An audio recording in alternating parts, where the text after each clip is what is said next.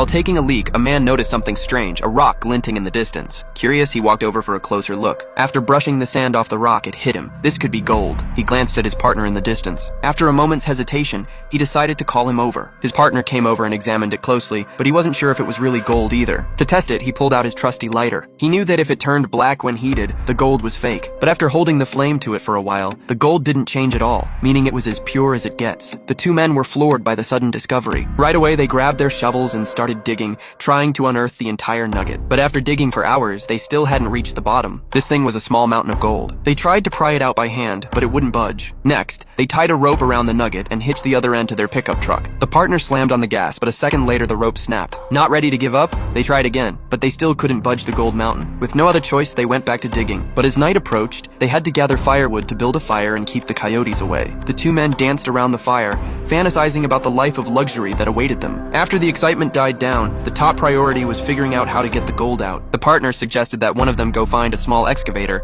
while the other stayed behind to guard the gold. He told the man he knew of a town a 2-day drive east. It would take a day to find an excavator there and another 2 days to drive back. All in all, the trip would take 5 days. During those 5 days, whoever stayed behind would have to face the extreme desert weather, watch out for coyotes, and ration their food and water. The partner then argued that with his desert experience, he was the better choice to stay behind. But the man didn't think twice. He decided he would stay and guard the gold. After all, he'd found it, and he wasn't going to leave its side for a second. Seeing the man's determination, his partner relented. The next morning, they divided the food and water. The partner took more than half the water, claiming he needed it for the truck's engine. Before leaving, he tossed the man a satellite phone, telling him it was how they would communicate. With that said, he drove off and disappeared into the distance. Once his partner was gone, the man covered the gold with sand, and then rigged up a simple sunshade with a tarp. The next day, while gathering firewood, he stumbled upon the wreckage of a plane. He walked over to inspect it and realized it was the perfect place to set up camp. He went inside to rest for a while, but he felt uneasy since he couldn't see the gold from there. For his own peace of mind, he decided to take the plane apart and drag the pieces back to where the gold was. Before long, he had fashioned a small shelter out of the plane wreckage. With everything set up, the man gazed at his nearby mountain of gold and contentedly drifted off to sleep. But the glaring sun made it impossible to sleep. Not only that,